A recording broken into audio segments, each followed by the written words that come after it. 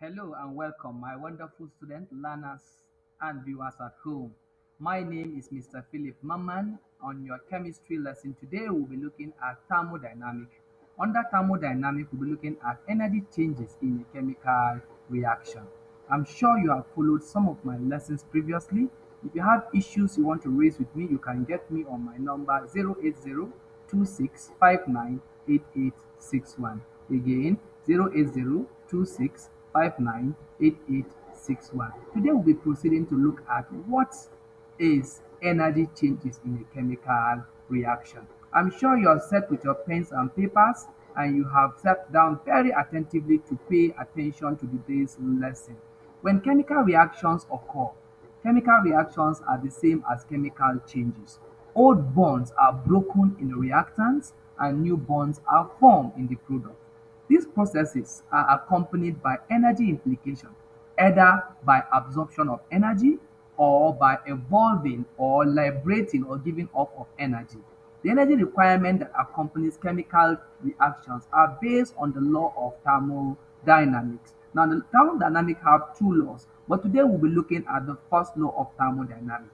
The first law of thermodynamics states that energy can neither be created nor destroyed, but it can be transformed from one form to another. Little wonder, chemical energy can be transformed into electric energy, heat energy can be transformed in electric energy can be transformed into energy, heat energy, and so on and so forth. Now, this can be used to classify reactions into endothermic reaction and exothermic reaction. Our emphasis on today's lesson is going to be on endothermic and exothermic reaction. What is endothermic and exothermic reaction? Like the name imply, endo means inside and exo means outside. So when you say endothermic, you mean heat inside. When you say exothermic, you mean heat outside. Follow me as we'll be defining what endothermic reaction and exothermic reaction is. Now, let me start with endothermic reaction. What is endothermic reaction? Endothermic reaction is a reaction in which energy in form of heat is absorbed from the surrounding. It leads to the fall in the temperature of the system and correspond to a gain of heat energy by the reactant from the surrounding. Example of endothermic reactions include the solution of crystals of ammonium chloride in water, the solution of sodium ethanoate in water, the solution of potassium trioxonitrate in water, just to mention but a few. But I'd like to draw our attention to a very interesting reaction in chemistry. We call it extreme endothermic reaction. Usually very, very interesting. If you get barium hydroxide and mix it in a test tube or in a conical flask with ammonium chloride, then get a wet tissue paper and put it beneath and place the conical flask on top of the wet tissue paper. Then stir the mixture thoroughly. There will be a cold sensation that will come out from that reaction and might lead to the formation of ice on the tissue. Very interesting aspect of chemistry. So endothermic reaction is usually accompanied by a cold sensation in the vessel or the system or the reaction container that you are using. Now, endothermic reaction, the enthalpy change of an endothermic reaction is usually positive. What is enthalpy change? Enthalpy change means heat content of a system. Enthalpy means heat content of a system. So to calculate the enthalpy change for an endothermic reaction, usually you use the formula enthalpy change is equals to enthalpy of product minus enthalpy of reactant. Now we proceed to look at the reaction coordinate or reaction pathway of an endothermic reaction. We look at this reaction coordinate or reaction pathway of an endothermic reaction. Now, when you are drawing a reaction coordinate or reaction pathway, it's important that you note the two axes. Very, very important. We have the energy in kilojoules per mole, in this case, potential energy in kilojoule per mole. Then we have the reaction pathway. Now, another thing you must take note of is the shape of curve. As you can see here, the reactant is at the lower as down, and the product is high up there. So you find out that their delta H, which is the same as enthalpy change, is heat of product minus heat of reactant. When you do that, you get a positive value. And that's why we say that the enthalpy change for an endothermic reaction is usually positive. I'm sure you should be able to draw a reaction coordinate for an endothermic reaction. Haven't seen this clearly. Now let's look at the other aspect of today's lesson, which is exothermic reaction. Now I'm sure that oftentimes when you want to wash your clothes with detergent, sometimes you put the detergent on your palm and you feel a hot sensation. That hot sensation is as a result of energy in form of heat that is being liberated by the reaction between the detergent and your water. So let's define what exothermic reaction is. Exothermic reaction is a reaction in which heat is evolved, liberated, or given up to the surrounding. It leads to the raise in the temperature of the system and correspond to a loss of heat by the reactant to the surrounding. Now, this exothermic reaction is usually accompanied by a hot sensation on the reaction vessel or container in which the reaction is taking place in. Example of exothermic reaction is addition of concentrated acid to water, dissolution of sodium hydroxide or potassium hydroxide or calcium oxide in water, and of course neutralization reaction, just to mention but a few. In this case, the enthalpy change for exothermic reaction is usually negative. Let me say again, the enthalpy change for an exothermic reaction is usually negative. Now, why is the enthalpy change for an exothermic reaction usually negative?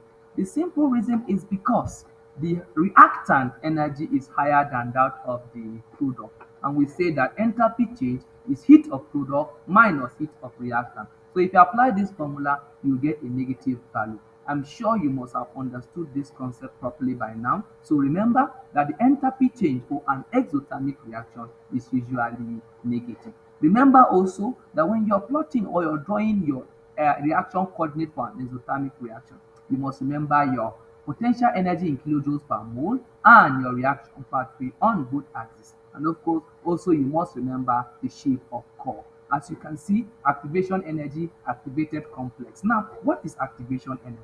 Activation energy is the minimum energy that is required for a chemical reaction to take place. Again, activation energy is the minimum energy required for a chemical reaction to take place. Now, what about activated complex? Activated complex is the maximum energy required for a reaction to proceed. In other words, activated complex is the barrier that the reactor must overcome to become a product. My wonderful student, I'm sure you're enjoying this lesson already, but let me give you a quick illustration of exothermic and endothermic reaction. In this diagram, you see the vessel they are liberating, evolving, or giving off heat energy. In the second vessel, you see the container attracting, absorbing, or gaining heat energy. Now, this is exothermic and endothermic reaction in pictures. I'm sure my students have learned better now. Now, sometimes you apply a catalyst to a chemical reaction. And what the catalyst does is to lower the activation energy for a reaction. And that is why we have a reaction coordinate or a reaction profile for a catalyzed endothermic reaction. The dotted lines you see below here are the pathway or is the pathway that the reaction take when a catalyst is applied. You can see that the activation energy is lower than it was when a catalyst was not applied. So you can see you have catalyzed activation energy, you have catalyzed activated complex, and so on and so forth. Sometimes in an examination, you'll be asked to draw a reaction coordinate or a reaction profile for a catalyzed exothermic or endothermic reaction. When it happens, this will come handy. I'm sure you have a glimpse at also the reaction profile or reaction coordinate for a catalyzed exothermic reaction. As you can see, the green dotted lines there shows that the activation energy is lowered by the application of a catalyst. So you can see the catalyzed activation energy and the catalyzed activated complex. My wonderful student, I have mentioned catalyst quite a number of times in my discussion today. I'm sure already some of you are asking, what is this catalyst? Yes, a catalyst is a chemical substance that alters the rate of chemical reaction, and the catalyst remain chemically unchanged during and after the reaction.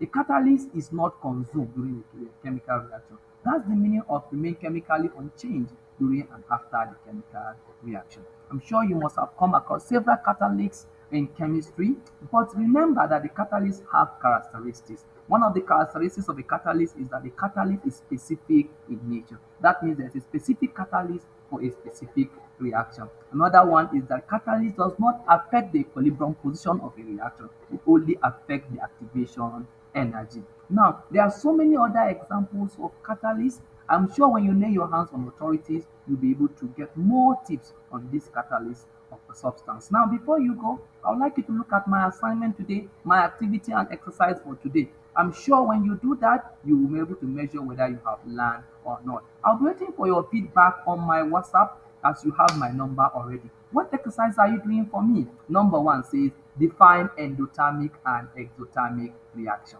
Number two, draw a reaction coordinate for a catalyzed exothermic reaction. Number three, give two examples each of an endothermic and exothermic reaction. Number four, define a catalyst. And finally, number five, state five characteristics of a catalyst. I'm sure you did enjoy my lesson today. Join me some other time when I come your way with another series of lessons. But remember that you can always get my lessons on YouTube. Just go to YouTube and type Philip Mama. Then you have variety of lessons to listen to. If you like any of the lessons, you can subscribe my channel by just hitting the red button there written subscription, and you will subscribe my channel and you'll be informed anytime there's a new video on YouTube by Mr. Philip Mama. Thank you as you sit back at home and enjoy yourself. Have a blessed day. Keep learning. Chemistry is fun. Learning is fun. See you sometime someday as I come away again. Thank you very much.